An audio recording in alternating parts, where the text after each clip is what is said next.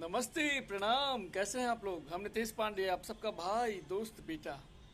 अरे काटत न बाटे बाबा दुखवा कलेस हो, पेटवा के चलते लोगवा जाता परदेस हो।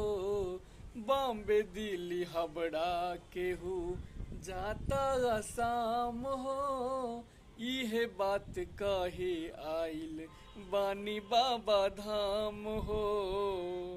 हाय छूट गइल घर परिवार, विशेष राज्य के मांगत दर्जा बिहार हो।